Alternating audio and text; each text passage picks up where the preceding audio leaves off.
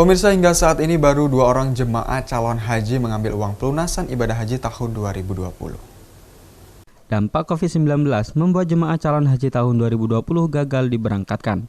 Khususnya di Kota Lubuk Linggau ada 211 orang gagal untuk menunaikan rukun Islam kelima. Hal ini disebabkan kondisi di Arab Saudi masih dalam status lockdown. Pihak Kementerian Agama Kota Lubuk Linggau terkait pembatalan keberangkatan haji tahun 2020 mempersilakan bagi jamaah haji yang ingin mengambil kembali uang pelunasan sesuai dengan prosedur yang ditentukan. Dan untuk jamaah haji yang dibatalkan keberangkatannya di tahun 2020 akan diberangkatkan di tahun 2021.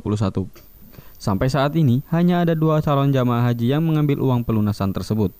Haji Hasbi Saidina Ali selaku kasih penyelenggara haji dan umroh mengatakan dari 211 orang tersebut ada 2 orang yang sudah meminta dikembalikan uang pelunasan. Jadi uang pelunasan tersebut bukan uang setoran awal.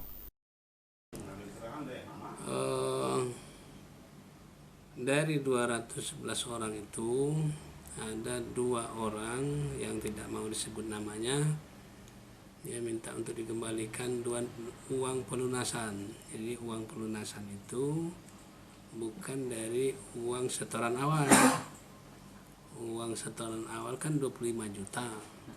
Pelunasan lebih kurang 10 juta. Yang diminta itu 10 juta itu. Rajab Silampari TV melaporkan.